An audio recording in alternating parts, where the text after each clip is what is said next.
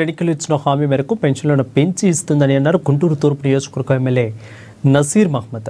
YCP హయాంలో ఉన్నవారికి పెన్షన్లను తీసేశారని తెలిపారు. ఇక గుంటూరు జిల్లా 3వ వార్డు రాజీవ్ గృహ కల్ప, ఇక 11వ వార్డు ఆనందపేట ప్రాంతాలలో సామాజిక పెన్షన్ల పంపిణీ కార్యక్రమంలో పాల్గొన్నారు. రాష్ట్రంలో దాదాపు 65 లక్షల మందికి పెన్షన్లు ఇస్తున్న ఘనత ప్రభుత్వానికే దక్కుతుందని అన్నారు.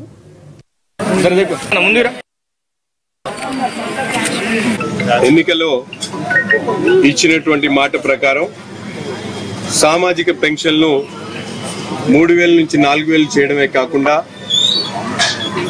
బెడ్ మీద ఉన్నటువంటి పేషెంట్కి 15,000 వరకు, అలాగే వివిధ వర్గాలు 11,000, 9,000 పెన్షన్స్తో ఈరోజు రాష్ట్రంలో దాదాపు 65 లక్షల మందికి పెన్షన్లు ఇవ్వడం జరుగుతూ ఉంది.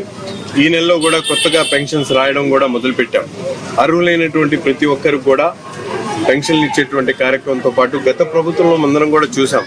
కరెంటు బిల్లు ఎక్కువ వచ్చిందనో, లేకపోతే ఇల్లు పెద్దదుందనో, లేకపోతే కారు కొన్నారనో అనేక రకాలుగా పేదవాళ్లకు, వృద్ధులకు, వితంతువులకు, వికలాంగులకు పెన్షన్లు ఎక్కుతున్నటువంటి పరిస్థితులు గత ప్రభుత్వంలో ఉంటే ఈరోజు 1 సంవత్సర కాలంలోనే చెప్పినటువంటి మాట ప్రకారం 4,000 నుంచి 15,000 వరకు పెన్షన్లు ఇచ్చేటువంటి కార్యక్రమంతో పాటు ముఖ్యంగా ఈ ఆనందపేట ప్రాంతంలో కొన్ని